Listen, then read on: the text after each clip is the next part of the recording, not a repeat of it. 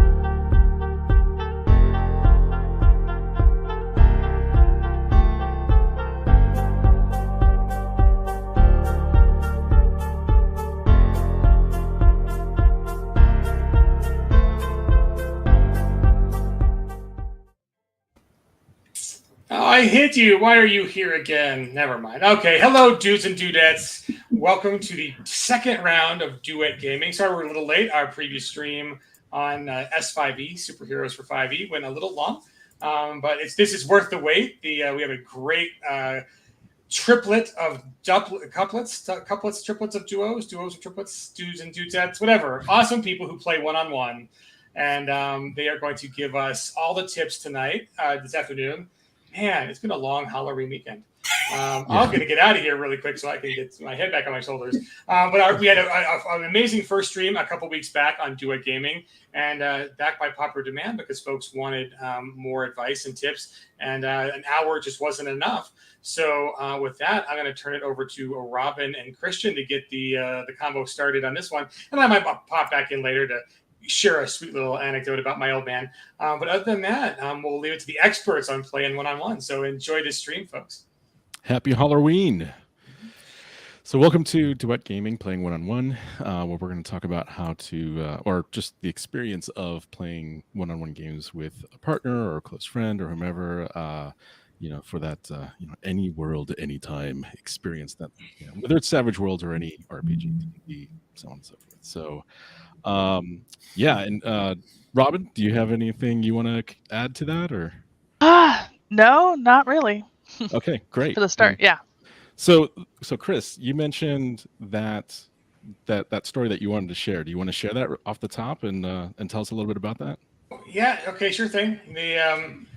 So during the other stream, I think it was last night, the night before, we were kind of talking about how people got into gaming and some first experiences. And someone pointed out rather accurately that their parents telling them bedtime stories is part of kind of their formative experience on gaming.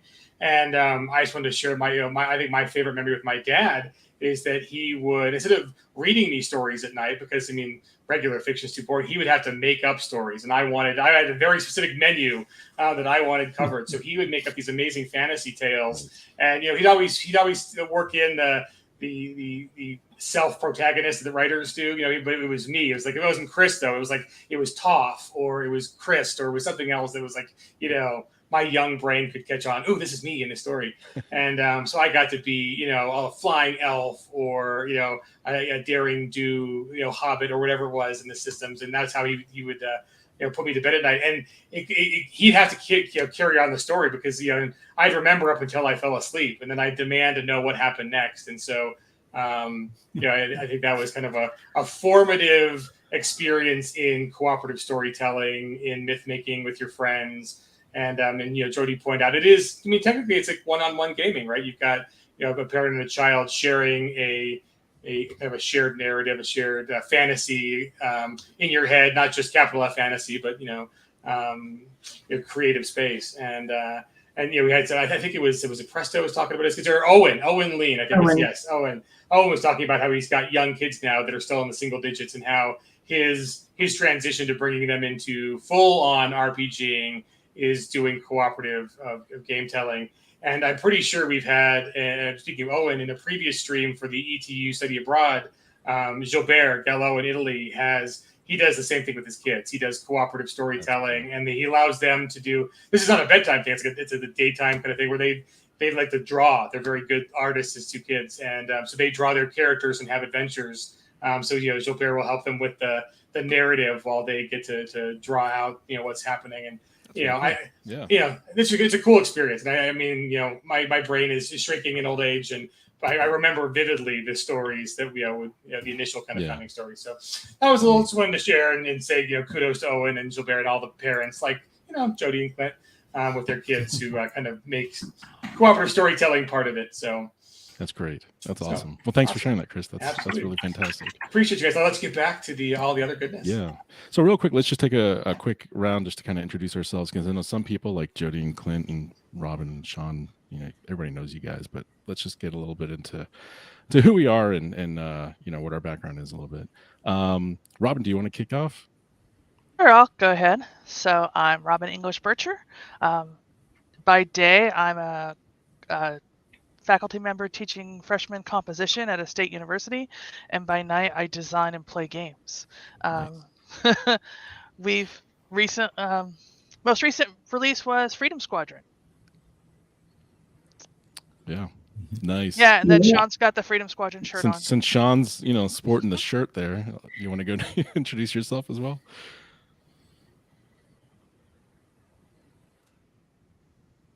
I think you're muted. Yeah, it's having some small problems. We have a cat.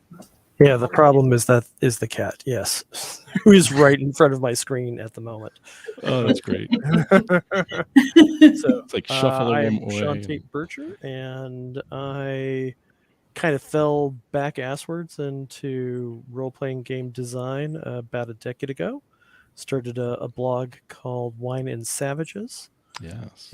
Which was supposed to be mutually about our love of Savage Worlds, the role-playing game, and also wine reviews. The wine reviews didn't really happen on that blog. They happened elsewhere.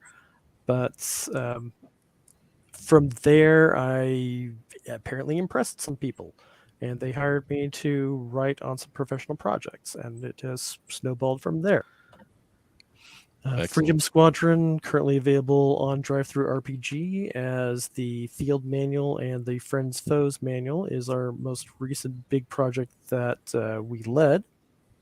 I also contributed rules work to the upcoming setting Moto Bushido, and we are collaborating with Ross Watson on the return of Accursed, the monster hunting game where you are also the monsters.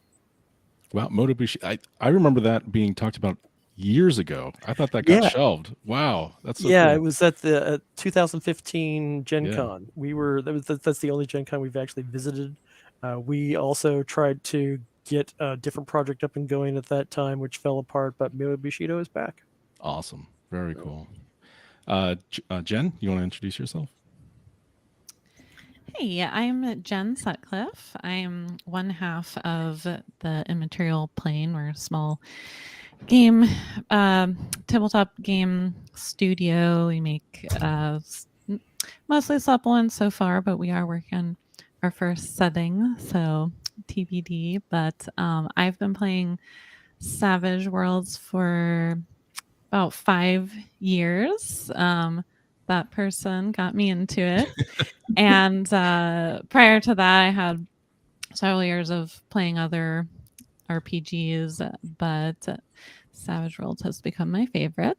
Outside of gaming, I'm a learning designer, which means that I create learning experiences primarily for higher education right now, but for a variety of different contexts from K through 12 to corporate training. And I do incorporate some game-based learning and gamification in that work. And I'm also a first-year PhD candidate studying educational psychology, and my focus and my research is game-based learning. So I like to combine all of my favorite things into one. Every time you explain that, I get excited. It's like, sounds so cool. And then we have, I'm going to do Jodi first, just because I like Jodi more. Jodi.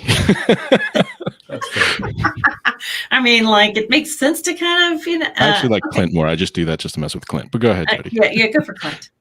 All right, Clint. Oh, okay. I am Clint Black. Cool. Jodi?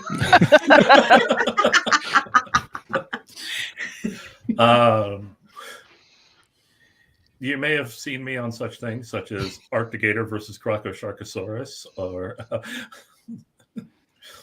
I've worked on Savage Worlds for a while now. I am Savage Worlds rules guru, and I've worked for Pinnacle for years now, like regular. Before that, as a freelancer, and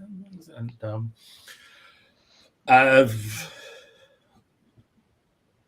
been a gamer for I don't know how long, and Years. Yeah, years. And one of the people I gamed with introduced me to my wife, who's right above.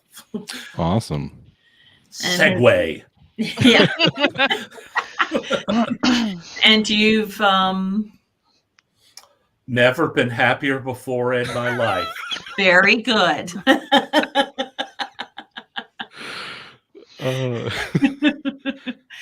Yeah, I've trained him. So The blinking isn't Morse code. I'm Jodi Black. I'm the COO for Pinnacle Entertainment Group, and I've been gaming with that guy for 27 years now. So that shows you how old he is, because he's 8 years older than I am. And before that, I was gaming with a few people from college, because I didn't realize D&D was something that you could actually play. I thought it was just a cartoon. Yeah. That's awesome. And my name is Christian Serrano. I'm the other half of the Immaterial Plane. I've been a player and fan of Savage Worlds since I think when Explorers Edition came out.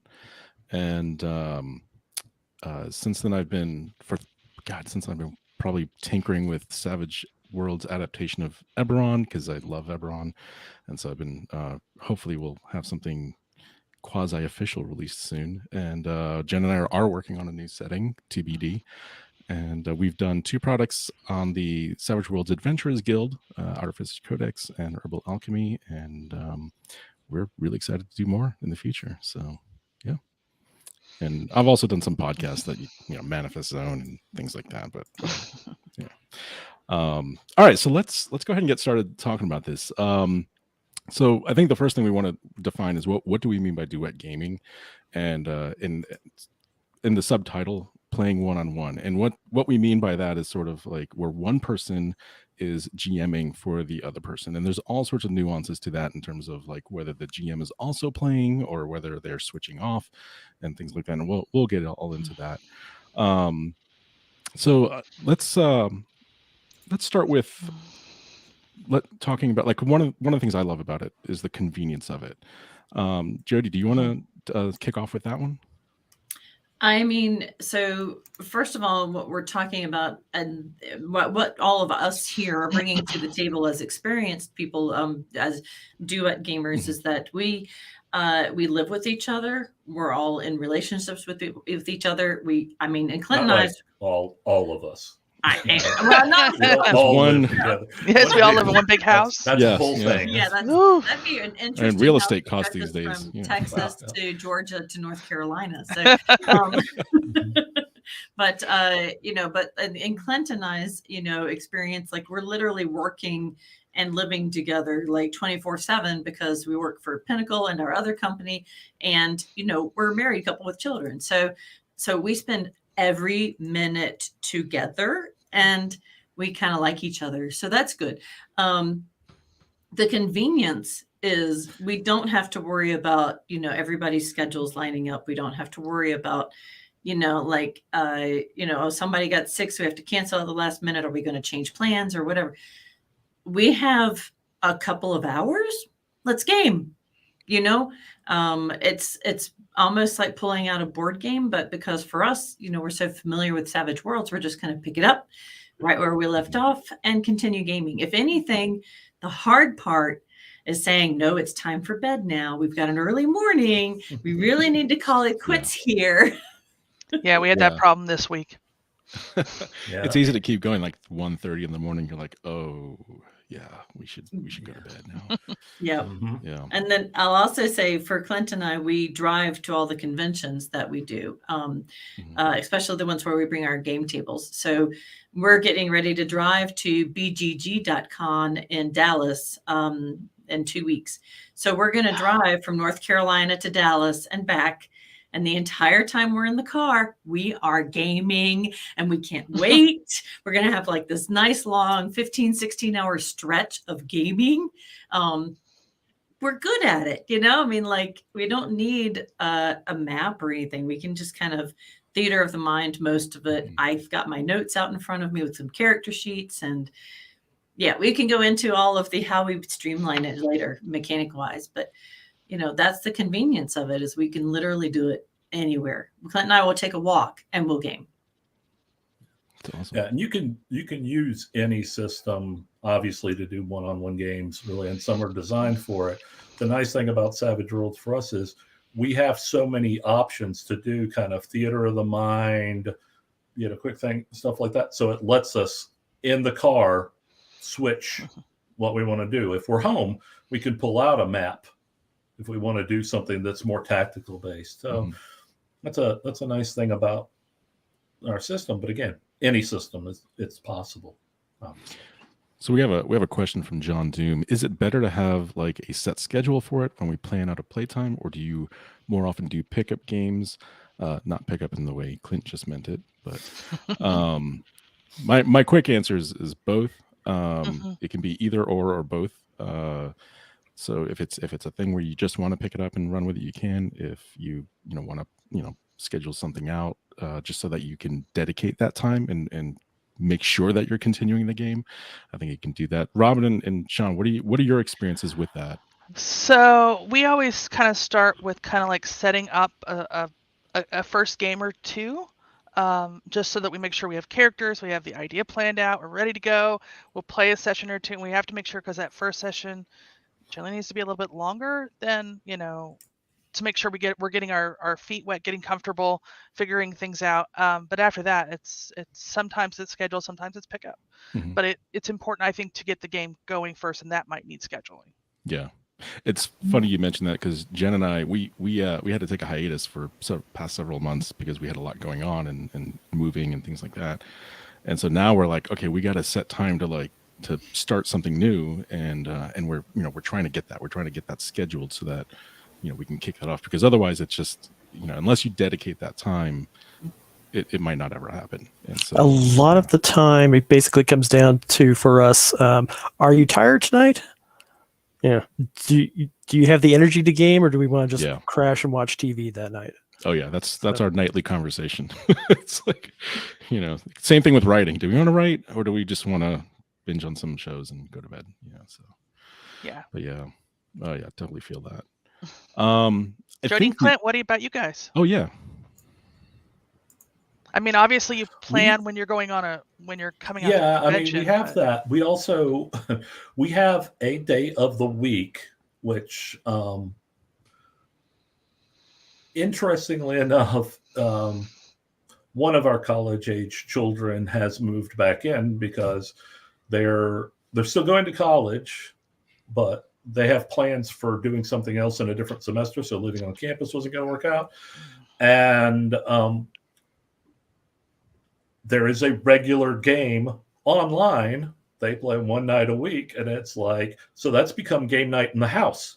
It's like, we all know one night a week, we got to have this. And also, we know we're not going to have,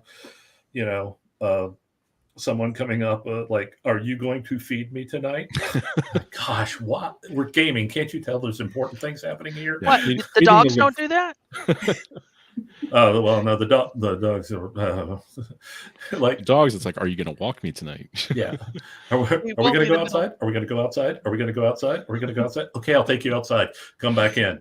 Yeah. Are we going to go outside? Are we going to go outside? See, for us, it's the cats walking across just we're trying to roll dice. And it's like, really? Or like with Sean earlier, walking across the actual computer as you're Yep. going to use it. Yeah, On the keyboard, laying on the keyboard. Yeah. Yeah, Yeah. that's That's been fun. fun adapting to having another kitten in the house and trying to game. But I think you all hit on something, and I mean, Robin started with it. It is very important to plan out those starting sessions, and I think that's for any game. Of get those first few sessions known. Have some known times that you're going to play and schedule. If you get the opportunity to play in between there, that's great. But also have those time to set that foundation for the game, and because we are talking in general, and we haven't really touched on that so much, campaign level play, and most of these we do are, at least as far as we're concerned, are campaign level, not so much one shot, one adventure scenarios, things like that. So getting a foundation for campaign with scheduled sessions is really important. Yeah, it's only a one shot if the campaign fails to catch on and the story just falls flat for everybody. Yeah, absolutely. And that's fair to happen if it's like, yeah, neither one of us is feeling this. And that's kind of a great thing about doing duet gaming is if you can pivot really quickly. If you're like, yeah, I'm not feeling this, you don't have to have consensus with the whole group. You just, hey, you want to switch? Yeah, okay, and switch games. Yeah, you can stop and go, okay, so do we want to just act like something didn't happen? Do we want to change games? Do we want to stay with this game, but do we want to change it in some way? The flexibility of duet gaming is something you don't always get with a group, that's one of the nice things about it. It allows you to explore and try out different things, which might help out with group gaming. Yeah. I think that Jen, she and I had a conversation earlier with regards to like helping out with group gaming. Do you want to touch on that a little bit, like how duet gaming helps with that? Yeah, so I think that one of the biggest challenges in role-playing games is the actual role play, and the more experience you have with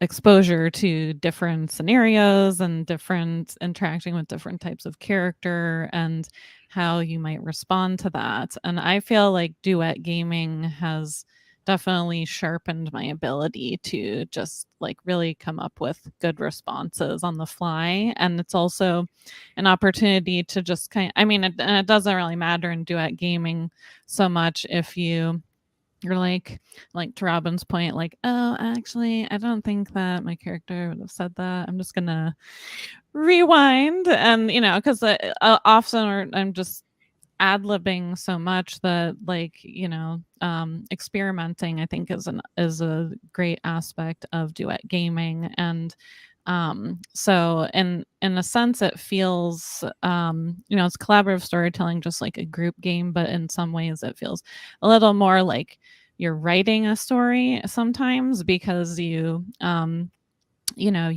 have like a bit more control over like how you want to maybe edit things a little bit for the experience that you want to have. And so just like an actor might practice their lines by having somebody read everybody else's lines in the play or the movie script. It's somewhat similar to that, where you can just but with more like the improv style, of course. So yeah, I think that has been extremely beneficial in that way. Honestly, I have found that sometimes if like we're in a group game, maybe running games with our characters outside, especially if we're having issues like getting into our character or getting to understand our character or practice rules and system stuff, it is extremely useful. So I mean, it's not, we wouldn't advance those characters with those games, but it's a way for we've done it a few times where we've used it to figure out how certain rules work or how that character is going to function. So even within a bigger campaign, I think occasionally a duet game here and there can be very helpful for any of the players. Anyone else have any thoughts about duet gaming and full group games? I will say that my, I guess, quote unquote, first experience with duet gaming was actually as part of a group game where the GM ran a one-on-one single session with each player before the game began. In other words, he did a single session kind of just for those players. And I think we had discussed other times, or there were other situations where I'm not of doing that, like when all the players couldn't make it to a game or things like that, to use it for those cases of not necessarily I'm going to run a game for everyone that you're not going to be there for, but I'm going to run a side story for each player, and we can run the person who can't be there. We can run your side story later. So everybody gets that opportunity, but we can work that out. So it is not something that has to be a switch on and off. I'm either playing in a duet game or running a game for a group. It can be something that you can incorporate into a larger group play, to fit, what you might need. If it's a case of, like I said, and you'll see this in some stories, TV shows of, let's tell an individual story about each of our protagonists, and then we'll show them coming together, and a little bit more about them. Yeah, and yeah, that I think you're right that can happen on even mid campaign, right? Where you're maybe there's an extra session in between scheduled sessions for a one-on-one session, dealing with an individual character's backstory, so that this way the other players aren't waiting in the sidelines for that story to play out or whatever. Yeah, because I feel like, one of the great benefits of the one-on-one gaming is the player gets to take the entire spotlight. Like you get to really dive into the role playing that you wouldn't do at the table with, your other three friends, because you don't want to take up too much of the spotlight. You want to make sure that you're not, it's like this is a group activity and it shouldn't all be on me. It needs to make sure everybody gets their turn. And so, whereas you might be like, okay, I go into the temple and pray, and it's like, okay, that happened.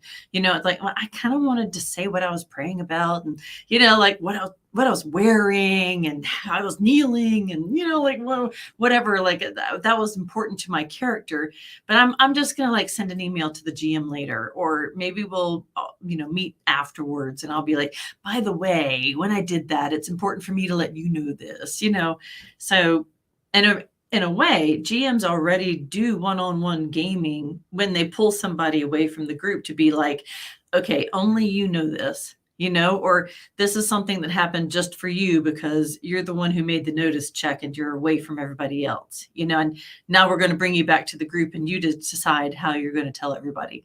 So those are just kind of like miniature one-on-one games. And then you just kind of can take that concept and spread it out. You get the full focus, and that's a lot of fun. I will say duet gaming does not take the place of all gaming. Like, no, there's some scratches, some itches there that you still got to scratch. Like, I chose my Rifts character for this because we have an Atlantis game that I'm dying to get back to, Clint. And we have another group that we're gaming with that I'm really enjoying. And we are just, as much fun as Clint and I have, with our games, when you're getting together with a group, it's just, that's a different style of playing. So it's not like one's better than the other. They're just different styles of playing, and you get great rewards out of both. Yeah, I think, there's an intimacy to duet gaming where, the other person really well. When it's somebody you're in a relationship with, them really well. Where certain boundaries are, right? But you can also kind of explore a little bit and say, are you comfortable with this? And for them, it's a safe place, to be able to say, yeah, I don't think I'm really comfortable with that. I don't want to do that. There's no pressure from other, players necessarily.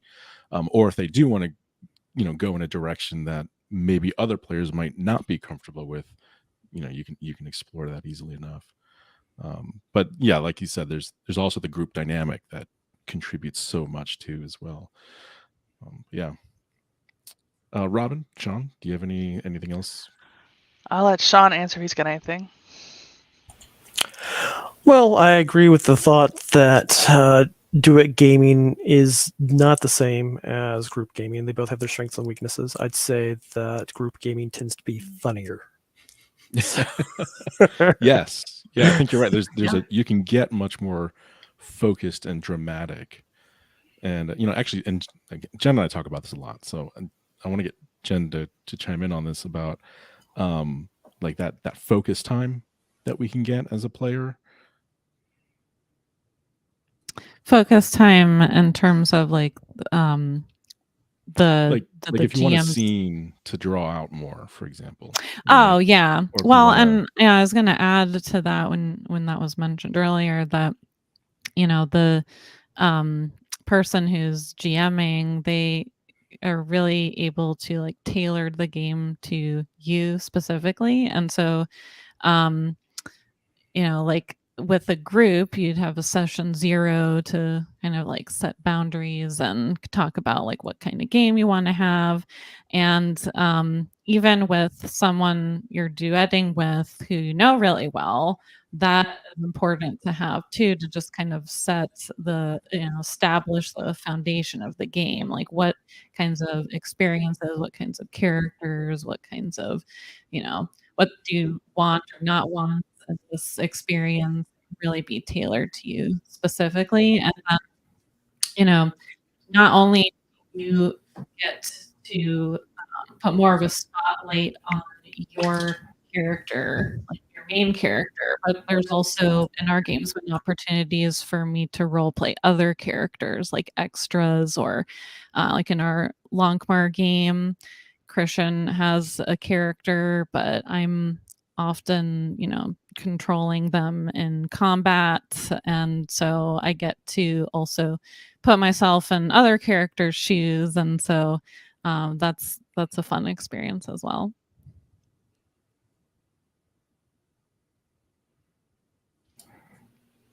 Any other thoughts on Well, I feel like that dovetails nicely into like how being able to do the duet gaming, I feel, has really helped me grow as a game master, because you get to dive into those elements, and like you're saying, just pick up the extra and play it a little bit, so you get more accustomed to doing that. And that's why Clint and I made the leap from just he's the GM and I'm the player to now we're both the GMs and both the players, and we can go into how that works later. But but it's like I wouldn't have been able to make that leap if I hadn't become more comfortable with the one-on-one gaming first. And at no point would I ever want to be the GM for like the group that I gamed with for 20 years, because it'd be too intimidating, Yeah. I mean, it's like well, and again, it's a safe space, right, where you can explore that and you can practice it, and then bring it back. And I see there's a question in the comments from Chucky T specifically about that. Like, is there anything after a duet game, have you ever said, hey, I like that part, I want to do I need to bring that to my group games? And yeah, that happens. It's like, oh, I just had this experience that was really cool, I want to do that with my group. And, so yeah, absolutely. I would agree. I will say, because we've said the word a lot, but one key difference that in duet gaming versus group gaming is the fact that the spotlight is going to be on one character. It's going to be that one player and their character, and that is a step, because as a GM, you're very used to not you're going to have other people that are going to share the spotlight, and the real where that doesn't seem like much, but where the trick is that means it gives you the opportunity to switch to another player, to give you some time to think about how to react to what the other player might have done recently and how to deal with that. Where if you're in a duet game, you've got to come up with it right away, which means, one, as a GM, you're having to expand yourself. You're having to push yourself a little bit more, which can be great for those group games of being prepared for when players do something unexpected, like Jodi every 10 minutes in a game, things like that. But but it is a difference that you put in there, and you have to kind of be prepared for that. You don't necessarily expect the first time you're running it to think about, oh yeah, it's great, I'm going to be able to have this player gets all the spotlight. But then as a GM, you have to be prepared for, oh, I've got to always have the spotlight on this player. I don't get a break from it, and there are some other things that happen, that are different. And things I like in a group game, I wouldn't normally have what might be termed a GM PC, like another wild card character that's basically just run and is an ally. But I think it kind of does come up. It's as important in kind of a duet game because it gives your main player somebody they can constantly bounce off of. If you look at fiction, Holmes needs a Watson.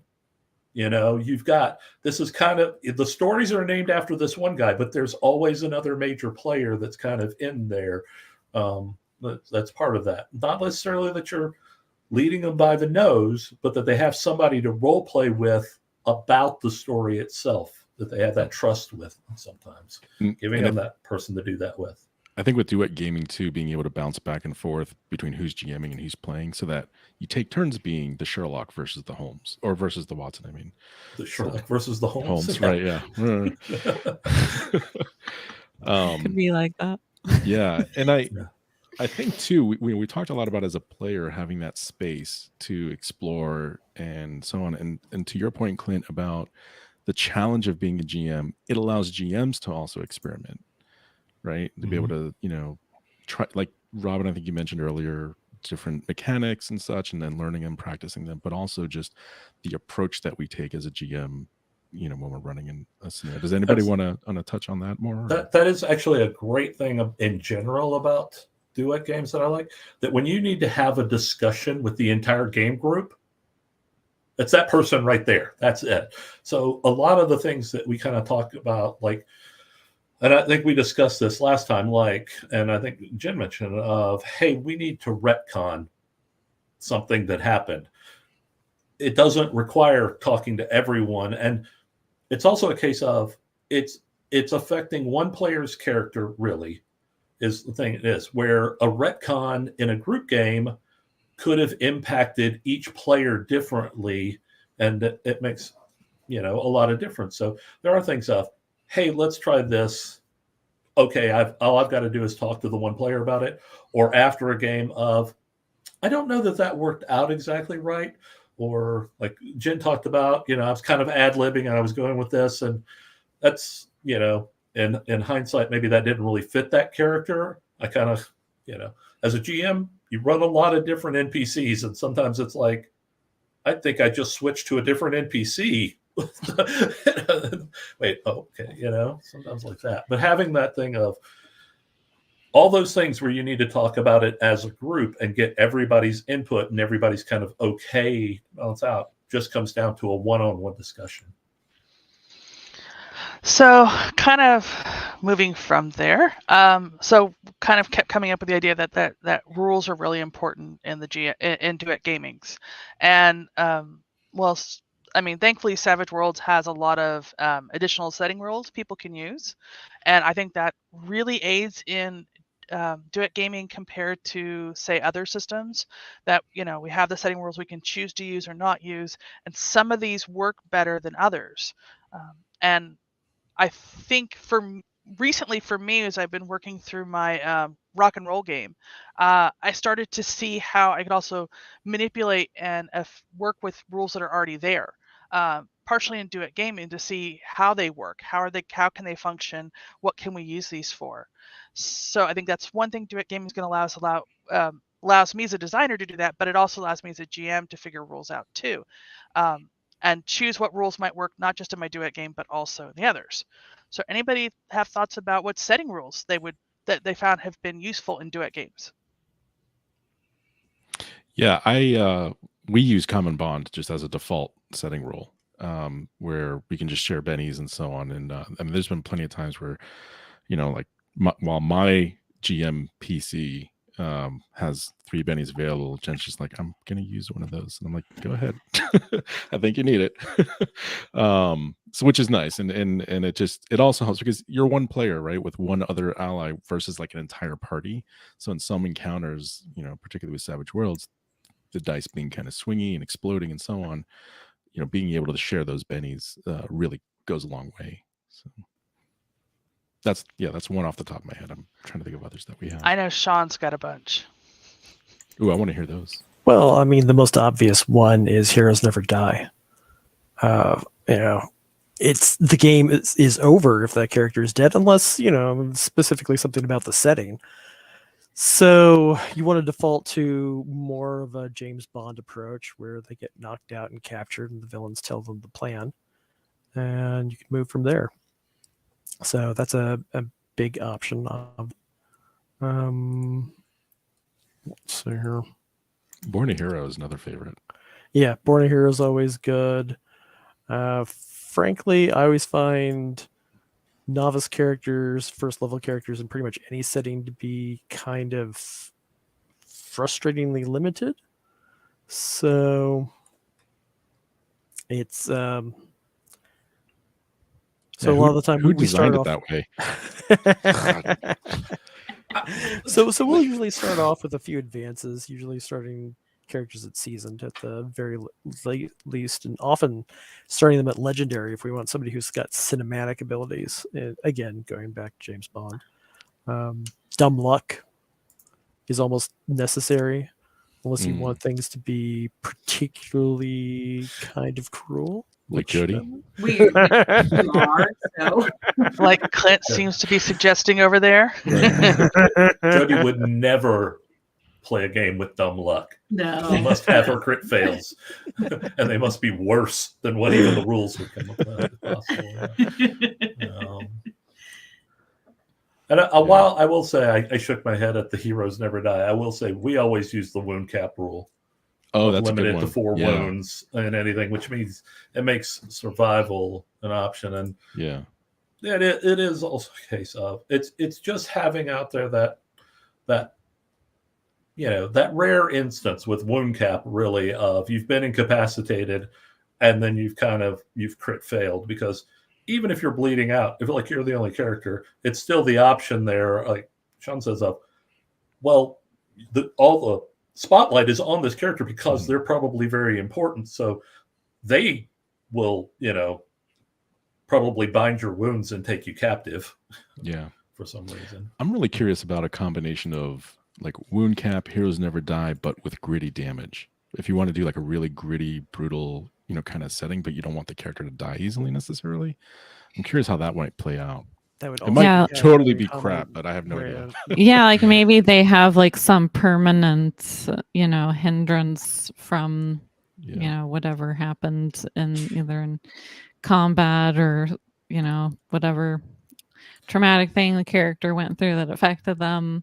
They don't die, but they are kind of like very much changed from it. Like harrowed or something?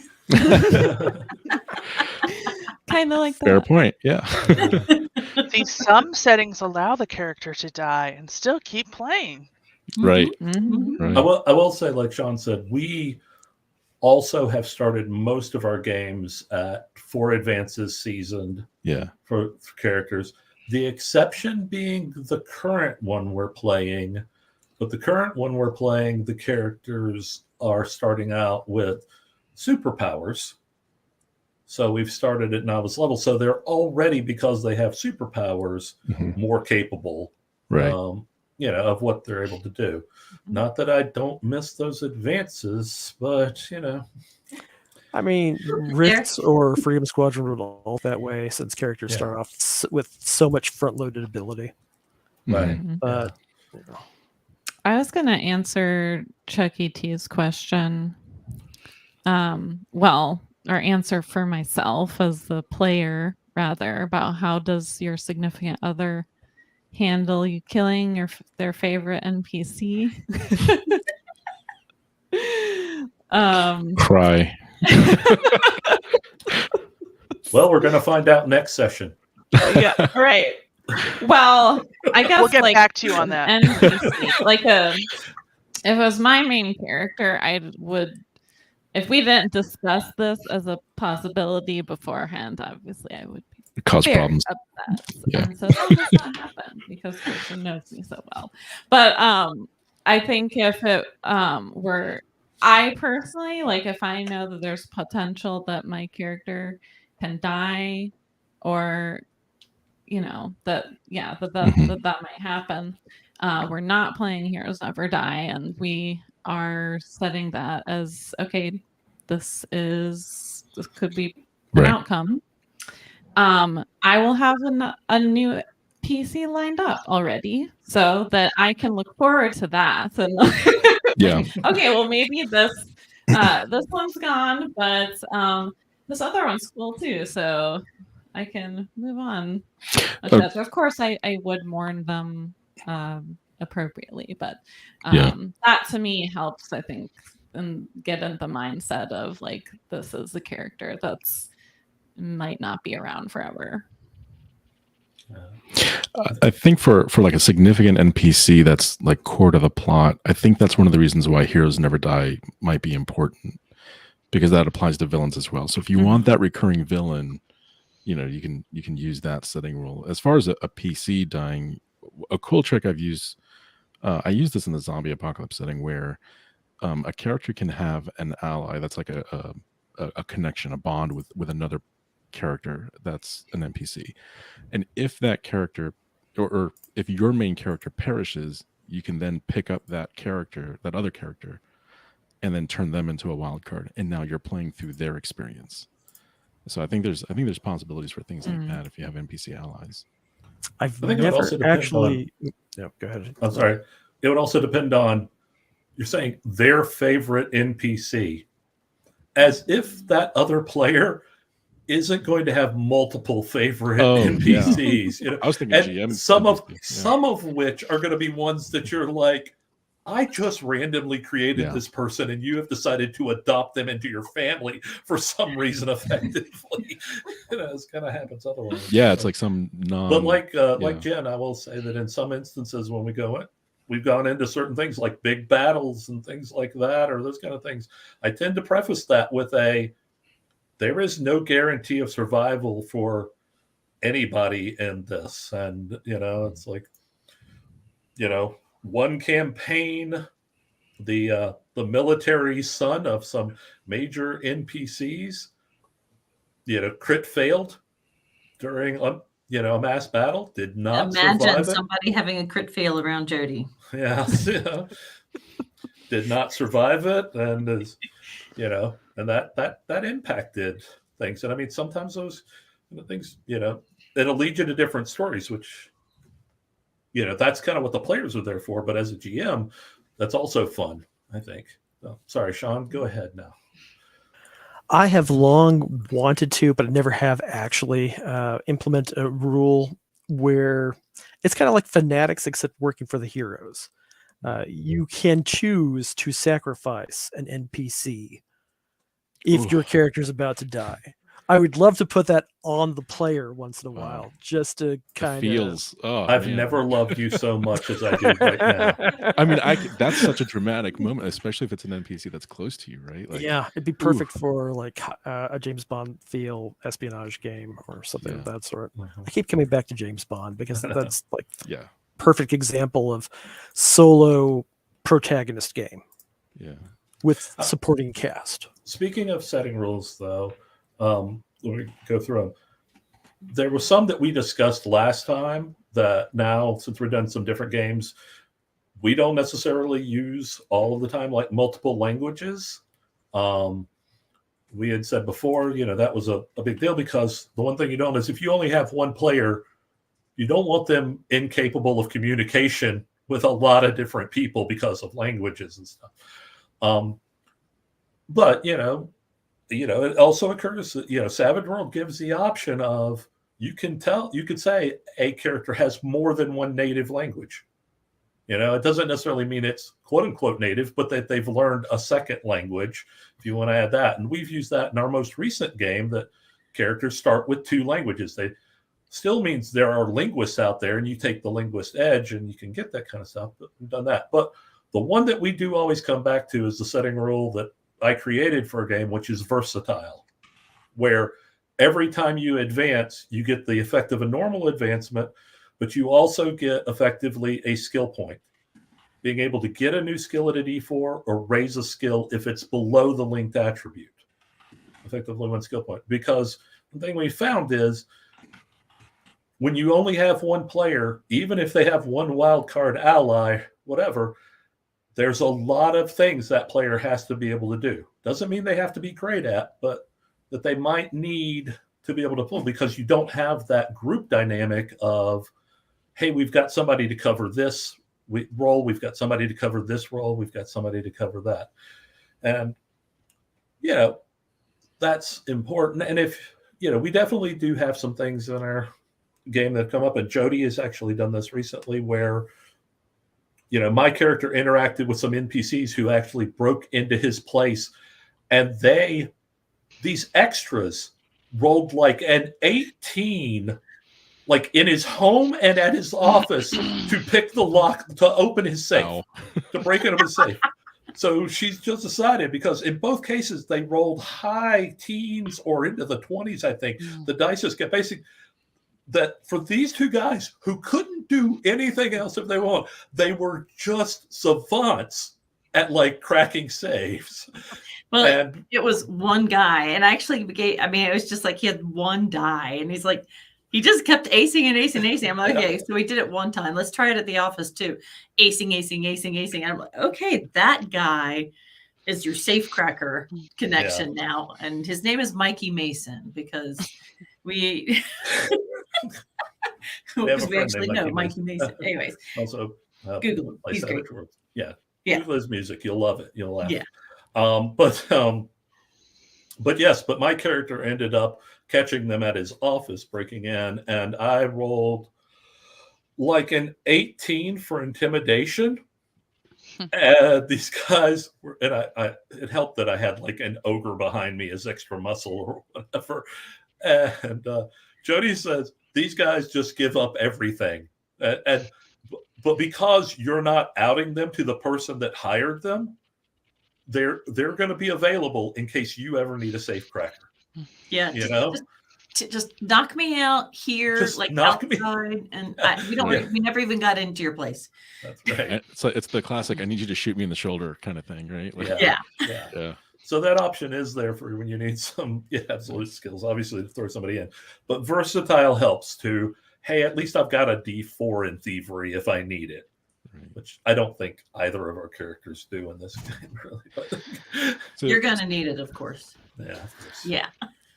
Now, I don't know about everybody else, but sometimes when Duet game's kind of slow, sometimes you need to use one of the bigger mechanics to help move the games along. Like, since Sean had created the scheme pyramid on Swag, we occasionally use that as a way to direct the game, especially if we're kind of stuck for ourselves. And are there any like those kind of bigger mechanics that anybody uses that I think Jodi might have some stuff on that, on different things to use to help with moving a Duet game along?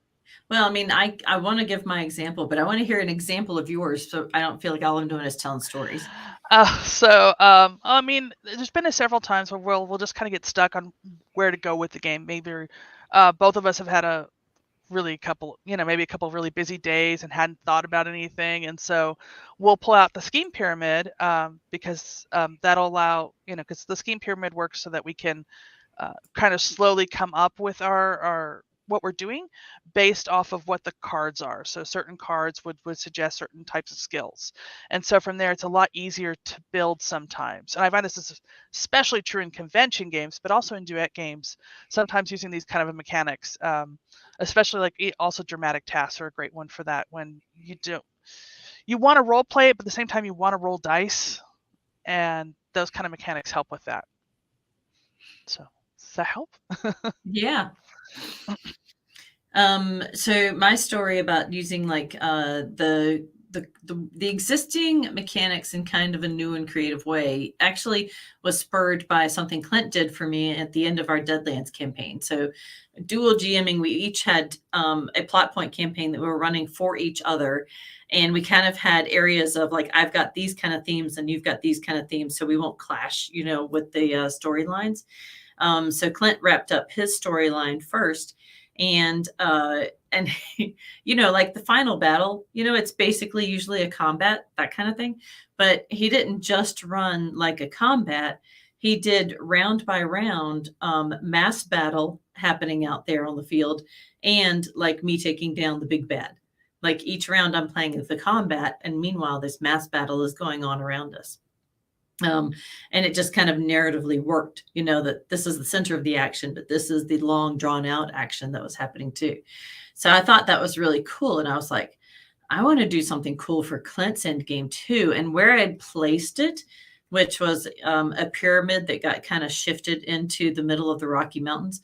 It was like, it's kind of basically it's a dungeon crawl, right? So that's kind of a long drawn out thing. And I didn't want it to be just wading through the dungeon, to get to the ultimate goal. So I set it up as a dramatic task in 3 rounds, but using that as a clock. And each round you would gather many tokens. And then the more tokens you get, then the earlier you get to the end game, so that you can get there before before they resurrect the god of creation, who's going to remake the earth without you in it. So the first round was a social conflict. The second round was a mass battle. And then the third round was a chase. So, just kind of doing those 3 things. And I mean, that sounds like it takes forever, right? Not using our system, because social conflict, it's the 3 rounds inside that round. The mass battle, you made some really good decisions. And it lasted, I think, 2 rounds. I mean, it was like, boom, you've got all the, 1 round. Yeah, it was 1 round. And then the chase was just kind of like a foregone conclusion too, because I think you already had like 12 tokens or something. So I'm like, well, this was a cool concept, but you blew right through it. Anyways, good on you. So I mean, it was a cool concept, and I got to admit, it started strong with one of the other Egyptian gods guarding the outside, with the social conflict of trying to convince a god to let us pass without having to, there would have been a conflict otherwise. And, Jodi gave just enough information perfectly of, that the God, it was like, look, I'm mayor of this town. We'll build a library and name it after you. Oh, okay, go on. So when they asked if you were a god, did you say yes? No. They did not ask that. That does not work like they tell you it does in Ghostbusters. Right. I'll tell you that right now. No, I think this is really cool because, like, we talked earlier about GMing where, it gives space for us to experiment as well. And this is a really, really cool example of like, let's take these rules and let's bend them and twist them and mix them to come up with some cool stuff. And again, taking that back to maybe a group game as well.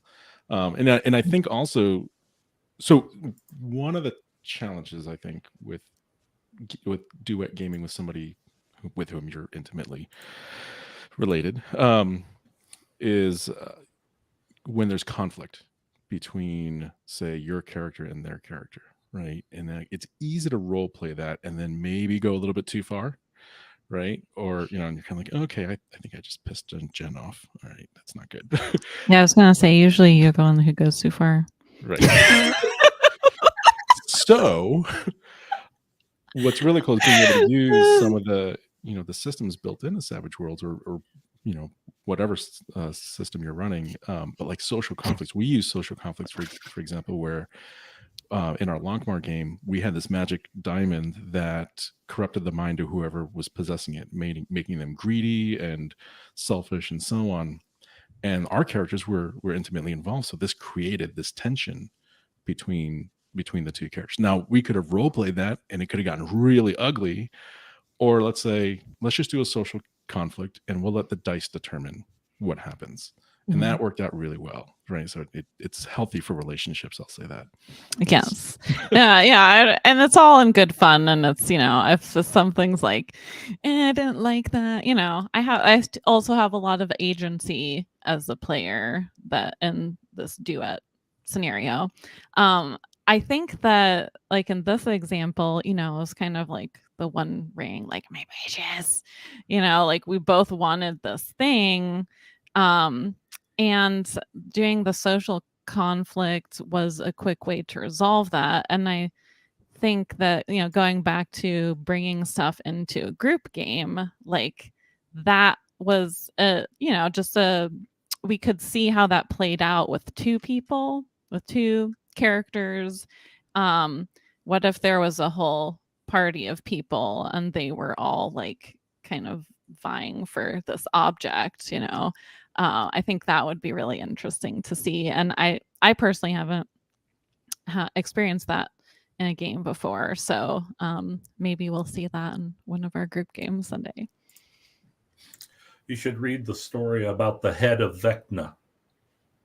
Oh, yeah. That's a great one.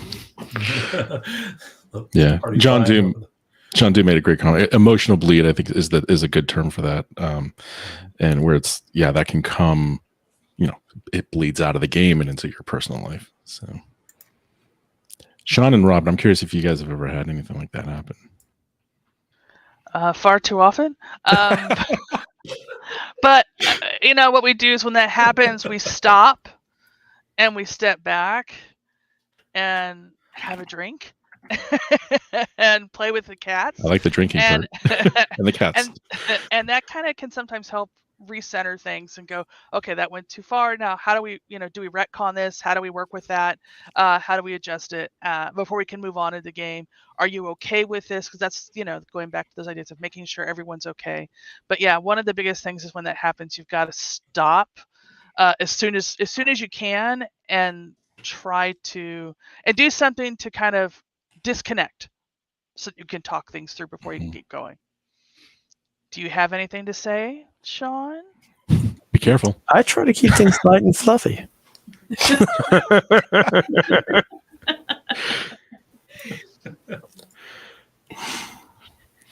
So I think this is really good because we do have some notes, and one of the things that we wanted to talk about was like stumbling blocks, right? And how do we what are some of like the bad things that have happened as we're experimenting with duet gaming, and but also just being able to laugh about it like we are now. Do you have thoughts on that you want to kick off with? Gosh, how have we gotten it wrong? I mean, so I think it's important that you give yourself a safe place, right?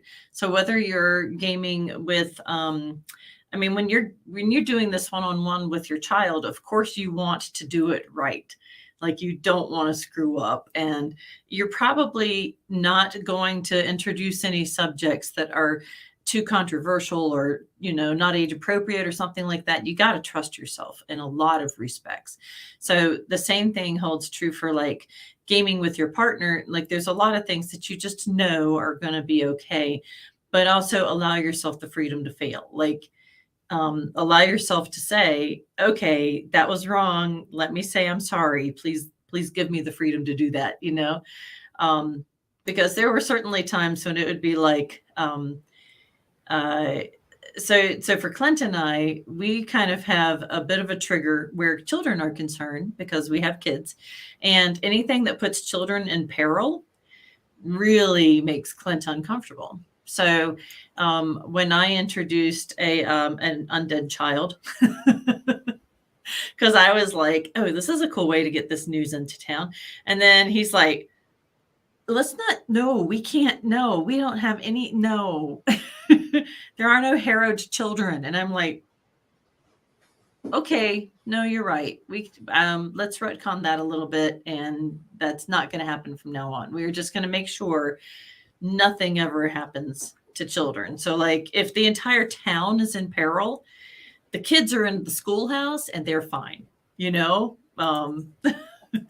they've got their one Egyptian god that's watching over them. At least that was how it was in the Deadlands game. So, you know, so we've got like our safety net there, but we had to get there by failing first. So I mean, that's one place where I know I stumbled.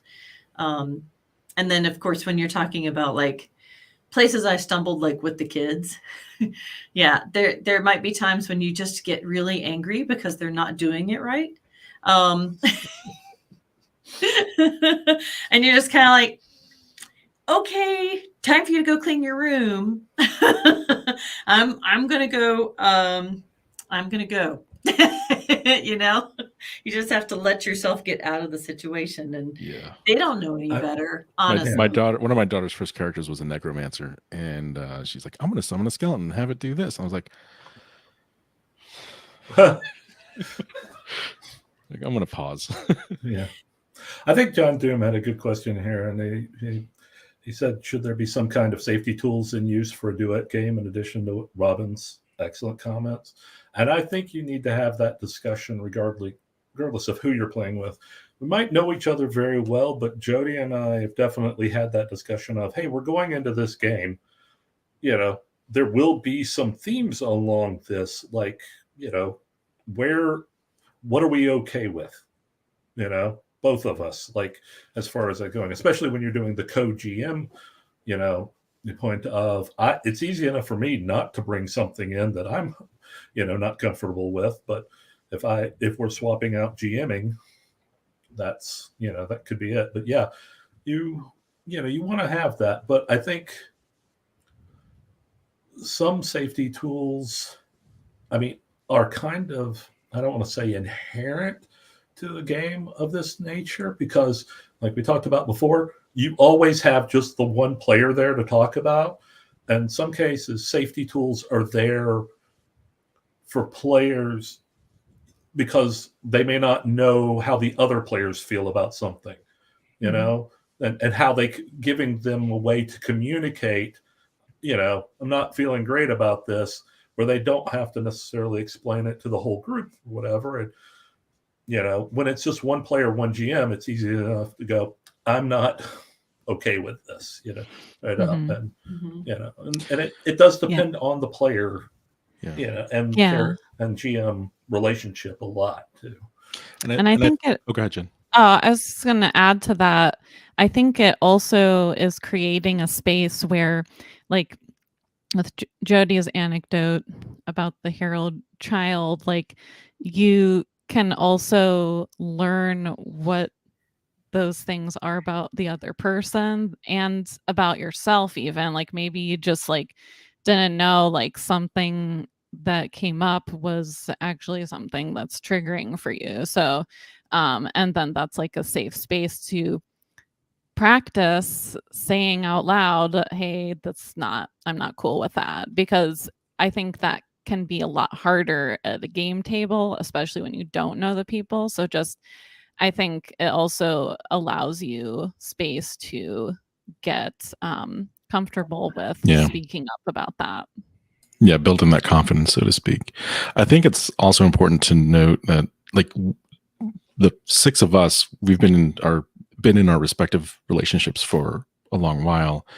But I think it's important when you're gaming with somebody with whom you're in a new relationship with, you might not know what their boundaries are just yet.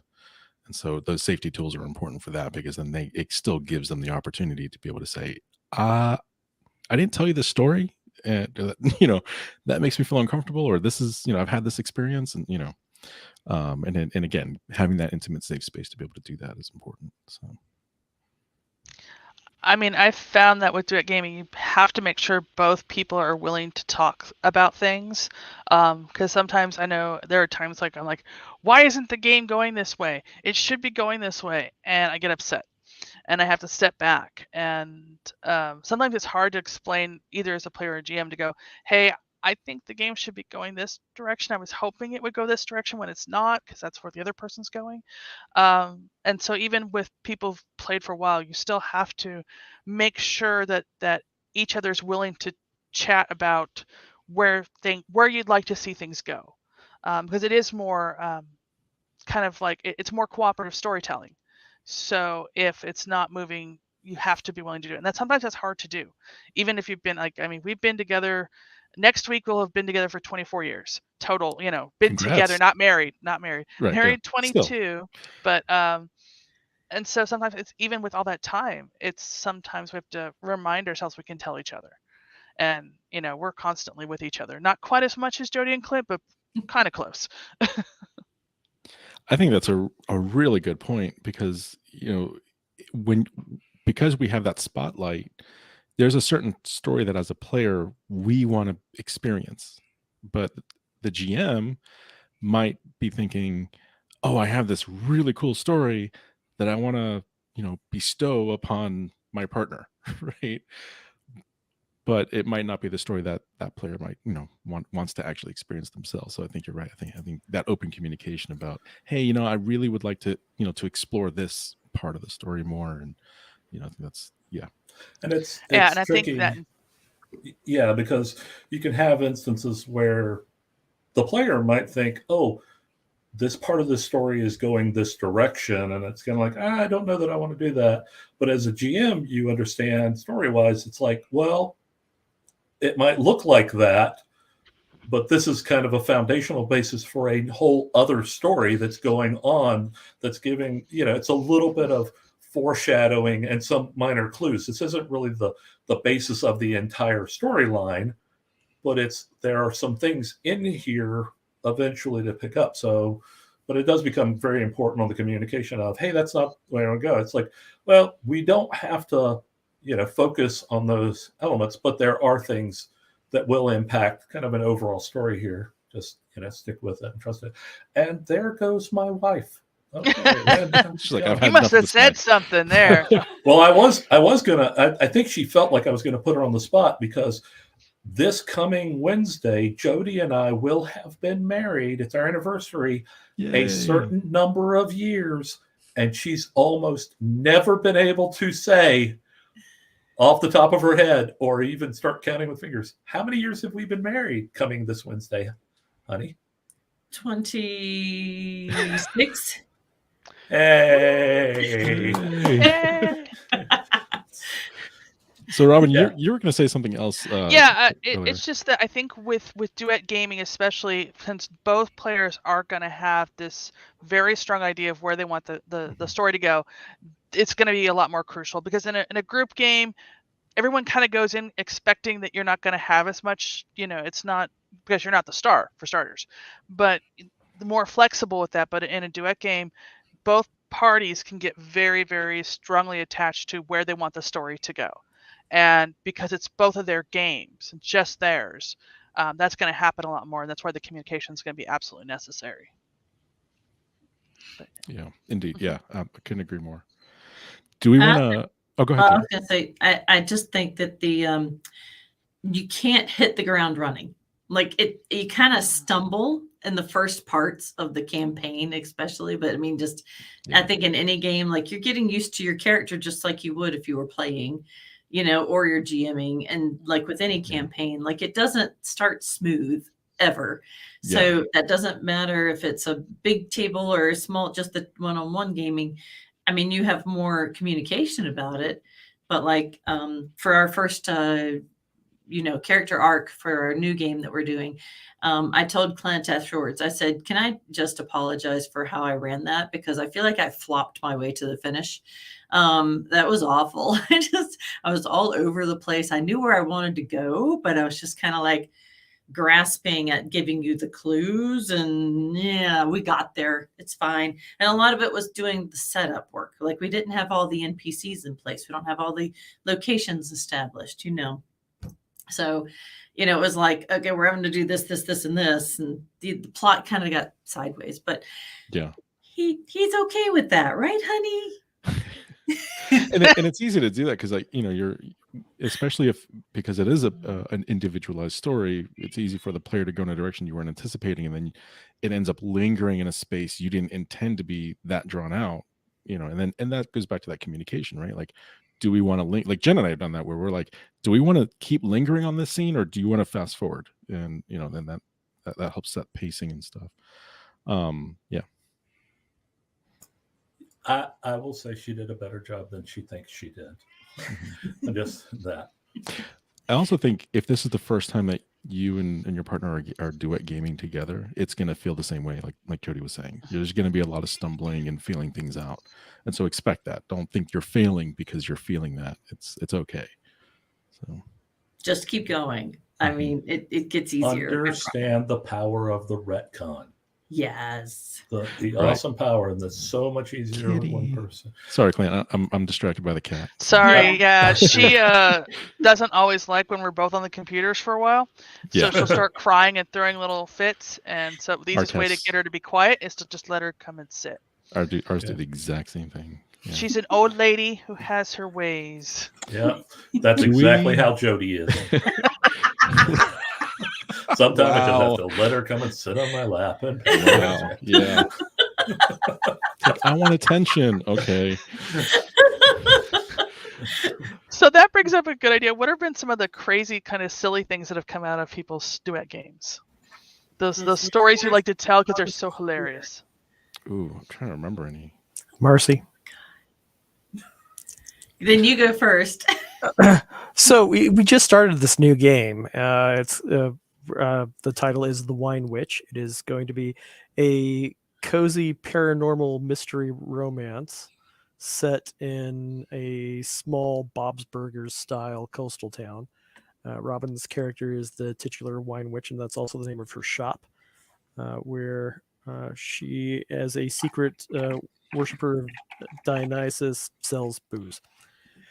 And going into the first I'd already planned out a few possible romantic interests. That's a thing that I should point out to anybody who's looking at this as a way of gaming with a spouse or significant other. Is you can't choose who the romantic interest is going to be. You have to have several different options and let them make the choice. Otherwise, the whole thing just dies. But anyway, what I didn't know is that going into that first session is that the Wine Witch employed a sarcastic teenage lesbian goth. And I love it. I love it. That's so great. and then I spent like half the first session talking in that character's voice. And it was fun, but very silly. Oh, that's brilliant. Yeah, she took over a lot of scenes that she was, the character does not know that anybody is supernatural, but she jokes around like it probably is true. And so she makes comments about everybody, especially the supernatural characters. And of course my character has to go, no, that's not true. When wanting to kind of play into that. It's just hilarious. Those are the kind of things that are fun about these duet games, is that you can go off on weird tangents and have fun. Anyway, I got Clint, you've got to have something that was funny that happened in a game. Nope, never had fun. Any crit failure by Jodi or any other character really kind of tends to lead somewhere. But I think it's odd. I think some of the funniest things is like when just off the spur of the moment, something has to come up. So it's like our current campaign we're playing is we're calling Faye in LA. And it's a 1920s like flapper era set in Los Angeles where the supernatural exists. There's a thing called the facade, which is an agreement between all the beings of the supernatural world, basically to keep themselves hidden from humanity after the Great Witch Hunt. So they cast this spell, so humanity sees most of them as human. Anyone who's mundane, who doesn't have some special ability, will just see them as human. In most cases, some creatures don't necessarily have that. And for some, it ends up with some odd consequences, like the centaurs, who everybody thinks is a person riding a horse no matter where they are. Even downtown LA. That's great. Do you have special glasses that when you put them on, you see, all the world. We might now. One of my favorite ones was like just off the spur of the moment, Jodi decided, or her character has come to LA, literal like Kansas farm girl, fresh off the farm, wants to be an actress and everything like that, and has gotten a job being the secretary or assistant, really, of a private detective. And he is showing her around, and it's like, well, let's get lunch. It's like, oh, there's a hot dog vendor or something. Okay, yeah, hot dog vendor. How do I make him unique? Hey, he's from New York, whatever. So it's like, and off the spur of the moment, it's like, what kind of hot dog do you want? Do you want it Hollywood style? And she's like, oh yeah, Hollywood style. I'm like, what? And she goes, what's on that? I literally just made that name up. There is nothing in my brain. And so my New York guy goes, oh no, that's made with the avocados. You know what they used to make that guacamole? Yeah, the avocados. The avocados. Yeah, it's all over there. So her character from Kansas is going around going, oh, do you have any avocados? I love avocados. That's great. And I'm like, it's those kind of things. Like I said, when you're running one-on-one with one player, you can't switch to somebody else. We'll come back to you at the hot dog stand later. Nope, I gotta something like that. But I think memorable NPCs is really where it's at, because I mean, like Clint introduced in the Deadlands game a character which I don't know if you I don't know if you've actually realized it, Clint, but you've reused the last name for that character in our current campaign. I don't know if that was on purpose or not.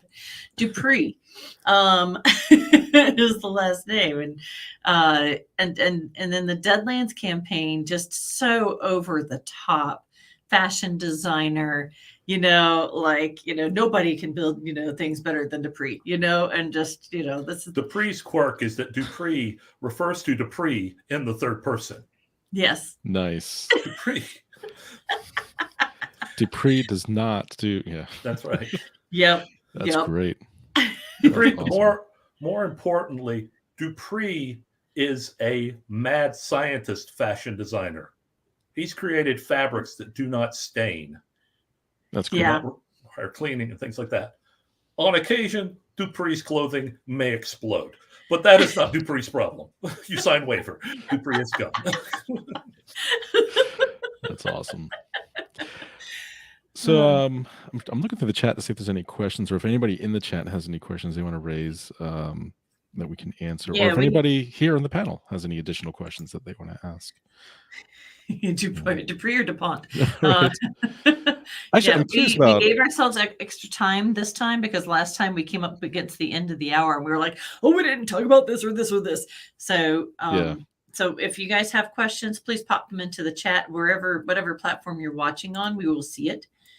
So, just while you guys are thinking of questions, I will toss one other thing, because we barely mentioned it last one. We mentioned it a bit this one.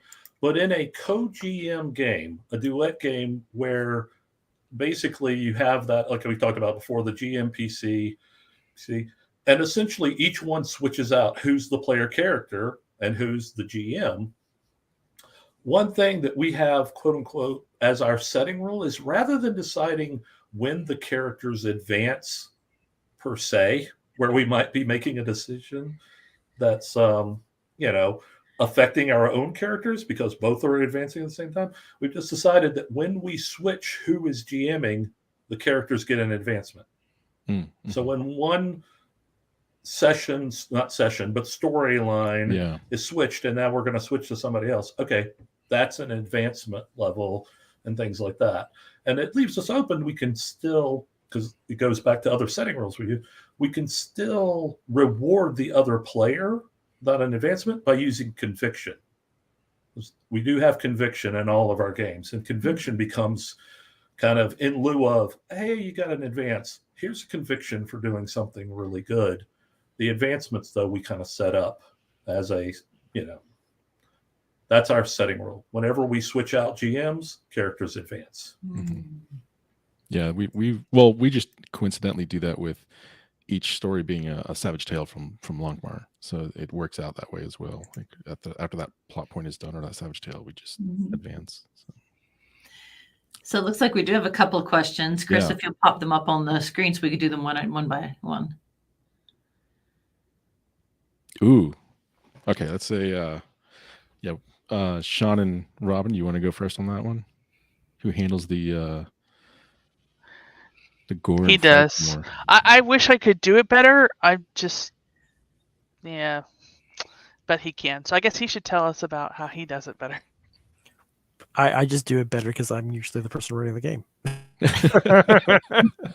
Not really anything more than that, but that's also a matter of buying in.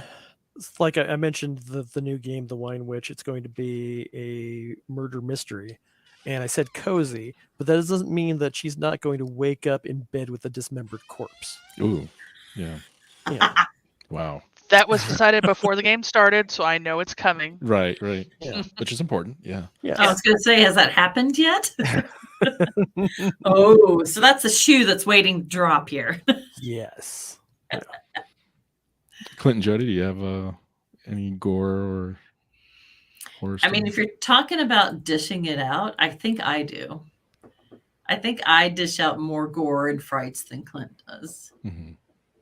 But when he does, man, oh my gosh! I mean, you mentioned the harrowed child already, right? Like, Exactly. I want to be fair about that. Jody thinks that's the origin of that. That is not the origin of my threatening children. The origin of that was she had a boogeyman who had Oh yeah. attached itself to two little girls and Ooh. killed their entire family while traveling by wagon train until they got to the town we were based in, and it found our orphanage Wow. that the girls were sent to because they had no family anymore. So now she's got this boogeyman out there, and that was after that, because like, you know, one of the town like single mothers would leave her kids there. That was also the school, and you know, come back, and her oldest son, who's still a child, like 13 years old, is in jail for pushing his mother down the stairs, and she's in a coma, not expected to survive. And they've put the son in, who is the only other one that could support the family at all. And I'm like, whoop, wait a second here. Wait a second. Yeah. You want So who's the dick GM? Yeah. I think it's a quantity versus quality situation over here. Yeah. Right? I mean, I certainly am not. I totally didn't take Jody's character's husband, wrap him in chains, and drop him into a hot spring Ouch. That's true. where Wow. he died. Yeah, it literally died. All right, we need to step And- up our horror game, Jen. But Really, we don't have any of this. Well, we Yeah. haven't really done horror yet. That's No. in addition to supers. We That's can do definitely that. on our list of Yeah. what we want to duet. So Rigger Raven's got a. This is actually a really good question. I did want to touch on this, but I didn't get to. Are you switching GMs in the same story, or does the story setting change when you decide to change GM? For us, we were continuing with Longmart. It was the same sort of story, but using Savage Tales to continue the overarching, I guess, story arc for our characters. However, we have discussed where, we talked about supers just now, where I might run a supers game for Jen, and then she might run something else for me, and then we can switch off taking turns, who's playing which Mm-hmm. setting. I think there could be some challenges with that, because it's like your mindset has to change versus picking up inspiration from the shared story, but I think it's doable. Well, it's good mental exercise because, like, when you're GMing for a group, like, you really, you have to keep track of, okay, well, certain characters may have certain knowledge, or, and you have to pretend like, you can't reveal anything. So it's like it's a little bit of like exercise, gymnastics, whatever, to kind of tone your mind to, keep the mystery when you're GMing for a group. But yeah, like, we just really like our characters in Longmar, so we've ended up, prolonging that and like switching being GM and player. And of course the GM has a PC as well, but as that often the player will be controlling that character, so it's not so much cognitive load for the GM. But yeah, it is kind of like you have to think about it differently. But if it's like we said, we're doing Savage Tales, so it's not the same story, so it's not like the If you're switching from GM to player, you'll necessarily know what's happening. Right. Jodi and I also do one setting in the same setting that we switch back and forth. There is, it does, not cause. There are some things with NPCs you created this NPC. Do I play them? How do I play them? I don't necessarily feel comfortable playing them. I don't know if there's something I shouldn't do there. In which case, what we just try to do is if I make up an NPC and it's like, other than one storyline, they like show up and that's kind of important, but they're still around. It's like, I share those stats with Jodi, Mhm. and it's another thing of being able to discuss, like we've all talked. Robin started with wrestling. It's like, if you want to play, if the other GM is playing an NPC you created, let them play it. And if there's just a point of, no, I can't explain why, but that's not exactly what that character would do, but maybe this, just be willing to, don't necessarily make it a load that's automatically one person's always GMing. I mean, there are cases where we'll play where we'll switch GMs just because a scene changed to a different NPC or something, and things like that. And it's like, and sometimes it's fun as a GM for, like, I don't know, Jodi to tell me that she took an NPC off and decided to go down and do some investigating on her own and come back with this information, and now I've got to deal. Okay, well, It's like, thanks. I'm sorry. Who did you pretend to be while you were doing Right. that? Are you going to at least tell me what they found? I mean, she tells me what they found, but That's good. Oh, you went down and you pretended you were somebody completely different. Okay, yeah, in that section of LA. Okay, That's awesome. All right. So I have to know that if you ever go to that section of LA, there may be NPCs there who remember you as someone else. So I think we have time for one more question, and this is actually a really good one because I think we wanted to touch on this one we didn't get to, but settings. John Doom has a question: what has been your favorite setting to Duet so far, and why? And I think this will help us touch on what settings are really good for Duet gaming versus others, or if it matters even. Anybody else want? We like Lonkmar because of it's like the Twain. You're playing like a different variant of the Twain, Fafhrd and the Grey Mouser, but it's your own story, and it's a great setting for that kind of thing. And supers, I think, would be really fun. That's why we've been talking about it, because how many origin stories have there been where you're focused on this one character's story, right, and all the challenges that they have with having these new powers and having to cope and deal with those changes in their life. And I think that could be really fascinating. I mean, when the companion book itself has an edge called Dynamic Duo. Right, that's true. Yeah. Supers always seems to work because there's so many super hero stories where it's mainly one main character, which of course leads perfectly into Duet settings. We kind of just like don't work well. We'll take things from different things. We've done some good stuff with Rippers, and that kind of went off in its own way after a while, and went through a couple generations of the family as Rippers. So that was something different. But like heists, criminal heists and spies always works well with Duet gaming, because again, you're focusing on storylines that are really on one main character, and those kind of stories just automatically head that direction. Jodi and Clint, what do you like to play in? I mean, the only setting we've done twice is Deadlands, but that's because we love Deadlands. We, met basically at the start of Deadlands, back in the 90s. So we'll keep coming back to playing Deadlands, I think. But we love to I can't think of a setting where it wouldn't work in, honestly. It's just, they're all good.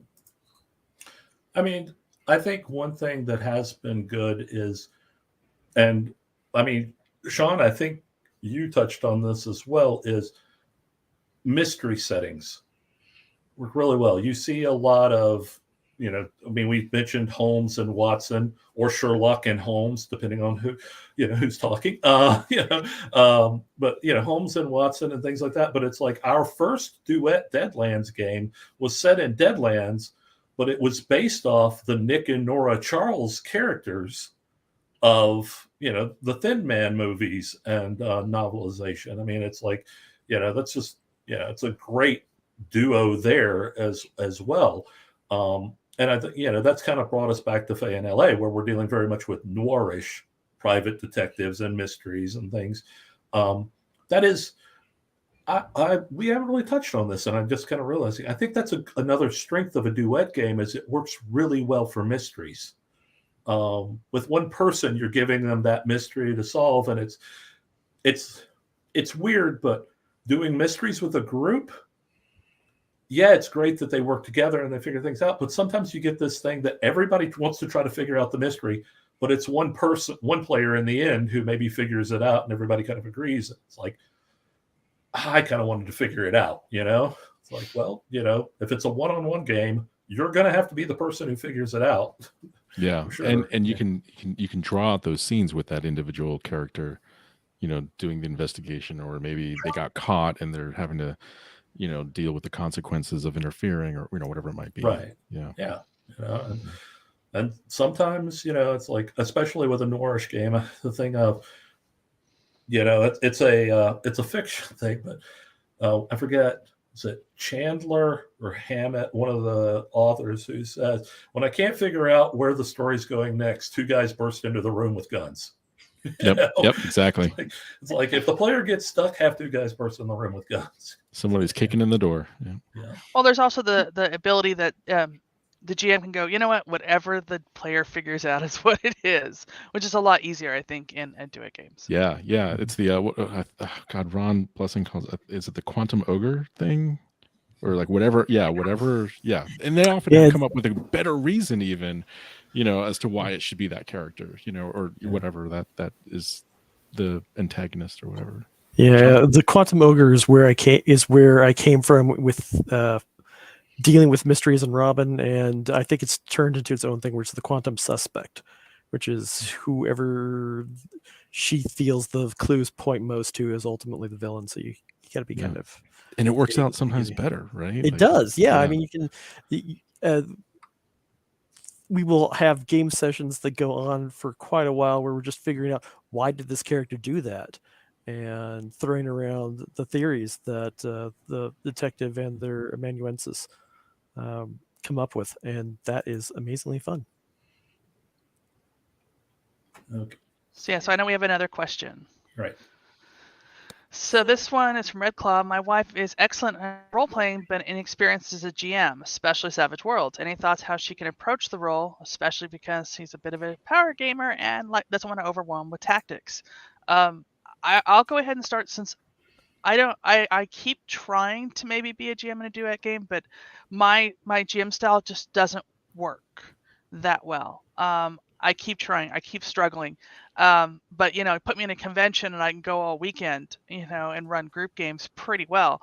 One of the things is to just for me, what ended up helping a bit was being allowed to kind of talk through some ideas first. Help the GM find a storyline, and then let them kind of work from there. Sometimes that can be very useful, because if they've gotten a lot of times GMs are just scared what they're going to do, and so talking through a possible storyline can help. Anyone else? Yeah, I think I'm sorry, Jen, real quick. I think speaking to the part where Red Claw saying that I can be a power gamer and don't want to overwork, don't be. Create the space where she can slowly ease into it, right? Like don't try to pull back from being that power gamer, especially if you're trying to encourage, doing more GMing and whatnot.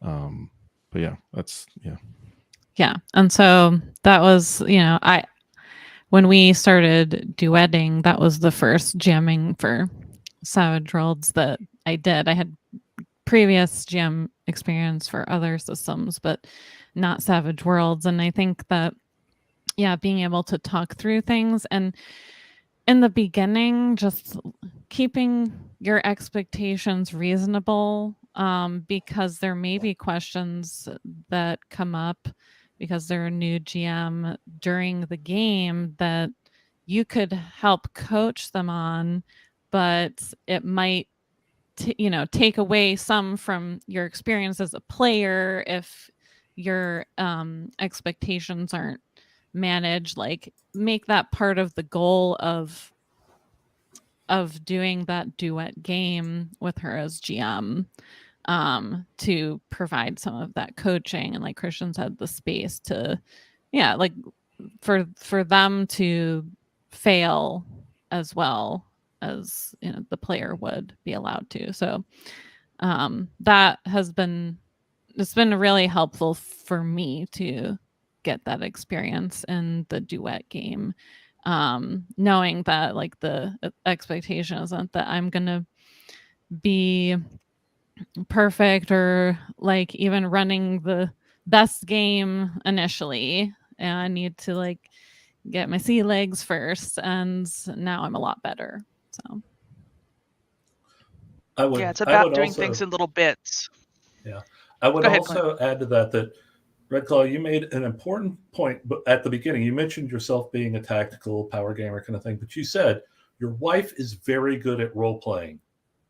And think how much, because you're saying that off the bat of how great it would be to have a GM that's that good at role playing. How much you would really like that. Because I imagine, if you're able to acknowledge that she's really good at it, that it would be awesome to have a GM who could probably play a bunch of different characters and be able to role play them all really well. That would be great. And maybe just try to front load tactics out of the game. Like, let her know something like, hey, if we're running Savage Worlds, if you want to run a combat, let's use quick encounters, or let's use this. Let's make it more theater of the mind. So take the tactical combat out of it, so you don't even have that expectation walking in, but you do have that expectation of, I'm going to have a GM who's great at role playing, and that's going to be a blast to be able to do that. And as we've said time and time again, duet gaming is a great way to experiment and do new things and kind of stretch yourself out and try some different things. So look at it, that opportunity, not just for her to GM, but for you to try something a bit different. I was going to add, and this will be quick, so you can leave that up, Chris, but give her some ally sheets to start with, because she can role play those characters. And that's basically just rolling dice for another character. So there shouldn't be anything difficult about rolling dice for an ally that you wouldn't do for yourself. But if she's great at the role-playing part, she can come up with names for those allies. She can kind of branch into their own like quirks and mannerisms and be like, okay, well, John's going to go over here and do this. And then Mr. Doom is going to go over here and do this. She's basically taking baby steps into GMing at that point. And then like Clint saying, start off with some of the easier game mechanics before going into all of the crunchier combat stuff. Okay, how dumb do you make this GM at PC? We don't. Yeah, we need smart. We need them to know more skills than usual, actually. And I think I know where he's coming from with this, because I struggled with this when we first started doing duet gaming, because as the GM running a player character at the same time, you're like, God, how much do I lead versus just let the player lead? And it's a tough act. It's a tough thing to do, but I think simply just trying to be realistic of what your character might know, but also roll for it. Is my character smart enough to figure this out? Do they have enough common knowledge? Do they have, just roll and then let that decide, if they're able to figure out, the next step or whatever. I will say that the trick I tend to do is the same thing I use for actually my bad guys, which is I always try to think of them from their point of view. I don't try to think of them from the GM of, I have all this knowledge. What knowledge does this character actually have? And there are times that I also will use like that might, when I'm running the game, that character's own foibles as part of the storyline. Current quick adventure that deals with this is the current storyline is dealing with my player character's squad and group that he was in World War I with. So he has a lot of emotional baggage and connection here that while he has some knowledge about these guys, obviously that can help Jodi's character out, there's also a lot that he's carrying that it's like, he may not want to talk about some things that happened, especially during the war, stuff like that. So there's things he, might not keep out. And it might actually be a case that, it's on her to try to get information out of him, and think of it from that point of view of this isn't the GM. This is a character I'm playing, and it's no different from any other NPC who could theoretically hand the player all the knowledge that you could have lock up, So I do it from that aspect. Or, roll. What do they know?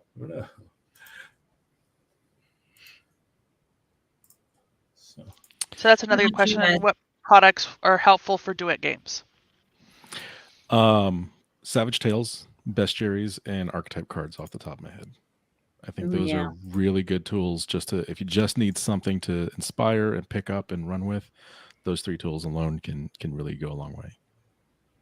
So definitely. Archetype cards are great for having NPCs on the fly. You can give them any name you want. You've already got some stats. And one of the things I really liked about our cards was I have a base idea for the character, and I can alter that character tremendously by just changing the hindrances. And that's the only thing, because that's where a lot of the motivation and personality comes from. The rest of the stats can remain exactly the same. Now, same goes for the critters too, whatever creature it is, it might be, like a demon in this setting. Well, in this setting, it's a nightmare horse type thing, but it's still, got some of this, all got the same, abilities and that kind of thing.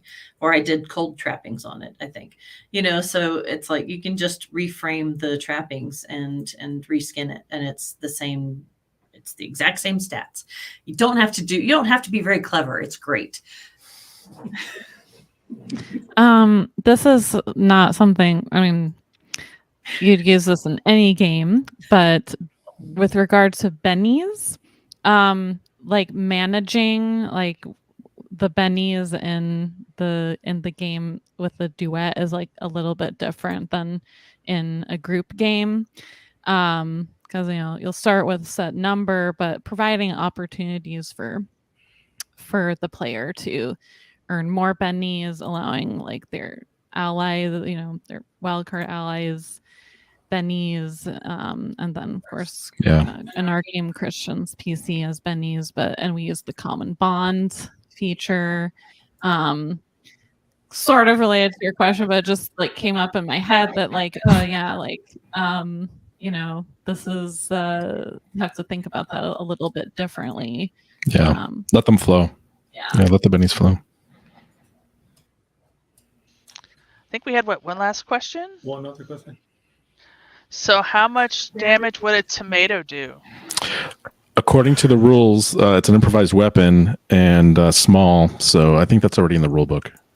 I forgot who designed that, but personally, I would go with a raw tomato damage, but it's +2 on a taunt test. Yeah. Oh, good. Yeah. Ooh, yeah. Nice. I guess it also depends on if the character has an allergy or not. Right? I was gonna say, Sean. Oh, wow. Okay, so yeah, and then if it's a character with a citric acid allergy, yes, then they've suffered the poisoned mild. I was going to say, I'm not sure how much damage it does, but it does +4 damage if the target has a weakness to fruit. Of course. Yeah. A fruit, not a vegetable. Yeah, I think great questions, guys. Just wonderful. And I think that probably does it for us. And we went Yeah. overtime anyway, so Yeah, I don't know if I have any final thoughts. As far as other products that might help with a duet game, another thing I'll toss out there in general is look at things for solo games. Yeah. Because that's it's already designed for one player, and all you're doing is inserting a game master Yeah. to it. And things like Sean and Robin said, with like the scheme, The Scheme pyramid. available on Swag. things like that help Yeah. stuff. I know I use a set of dice for telling stories, like scary tale dice. I have designed entire scenarios by one roll of the dice when I was stuck for something. You know? I have one final thought that I wanted to get out there, and that's this doesn't have to be with somebody with whom you're intimately involved. It could be with a friend. You don't have to do it face to face. You can do it online if you want to. So all of that is perfectly viable, and you can have just as much of a great experience if you have a friend or whomever that you're close with. So yeah, don't think that this is only for couples. So. Good stuff. Good stuff. Well, thank everybody for participating in Halloween this weekend. The panels were all really excellent, and they're all available on our YouTube. I've got a lot of questions from folks who are new to Savage Worlds. And like, look, I only caught the end of your stream in the second half. So YouTube, we're just Peg Inc. as our name under YouTube, and you can see our whole live under the live tab of all of these streams for this weekend. This is a great follow-up to a stream I think we did back in June or July. So if you want to go back a few months, there was the Duet stream #1. And otherwise, the streams are kind of all about horror, which Savage Worlds does wonderfully. We do have a Kickstarter. I'd be remiss not to let you guys know. It's the Pine Box Middle School and Horror Companion Kickstarter. It has gone fantastically so far. Ran through a ton of stretch goals, but there's still about a week or more left. So we can unlock some more good stuff. Yeah, Shane's got a little bit of some of the art there. That's Red approaching a spooky mansion with some little red eyes. Not right? Shane, but I'm it's been a Shane. long Call me weekend. Shane. It's one of those people. I was Shane for a whole weekend at the convention once because he didn't show and I got his badge. So it was really fun. Like, people coming up like, you don't look like Shane Hensley. But yeah, maybe I'm just a doppelganger, and that could be in the Horror Companion too. We have a coffee mug with his name on it, so if I drank from it, right, that's enough ID. That's enough ID. It's good. It's legit. So the guys, all of the above are Savage Worlds producers. You can find their amazing stuff like Wine and Savages for the Birchers and the Immaterial Plane for Christian and Jen. So those are available on Drive-Thru RPG. So check those guys and gals out. They do amazing stuff for us. And of course, Clinton Black are the first family of role playing, and they're amazing. And I actually get to meet up with them later this week. We are headed to the Studio 2 warehouse for a little studio tour. And before these two head off to another convention. What convention can people find you at in a week and some? It's Board Game Geeks convention in Dallas. So bgg.con is what it's called. And the weather's been getting better in Texas. Yay! Last couple of days have been lovely. And I will also add on the whole genre of horror. One of the things we're going to do is subject Chris to liver mush. I'm looking forward to it. Shane thinks it sounds like torture, but fresh home cooking and liver. I love liverwurst, so I'm down. So anyways, guys, if you haven't checked us out, we did get a request in the chat to link the Kickstarter. So there is the link to the Kickstarter in the chat. It is over, I think we're barreling in on almost 130, $6 more, and we're at 130,000. And then the real number we love is we're at 1265 backers, which is fantastic. And hopefully we can get that above 1,300 before we close out in 11 more days. But we appreciate you all for this. And then like and subscribe and all that stuff. We're not the typical YouTubers. We like to produce books first and foremost. And this is just an extra way of communicating with you guys. But we do Twitch, and we do YouTube, and we do Facebook Live. So all that good stuff. Follow us on all the socials and come and play games with us. That's our thing this year is we play Savage Worlds. And we're playing some more systems, too, coming up in the new year. So follow us on all the things for all the exciting news. Get our newsletter is the big one, the Tuesday newsletter. If you head to peginc.com, you cannot miss to sign up for the newsletter. But, yeah, put your email in there. And every Tuesday, we send you guys out what we're doing in the wild, wild world of role-playing games and other media now. So it's been a great weekend. Have a wonderful Halloween tomorrow. Share on our socials what your costumes are going to be like. Hopefully they're Savage Worlds related, but if not, we'll still take them. And we will see you guys soon with more goodness. Cheers. Thank you. Bye, everybody. Thank you. This was great.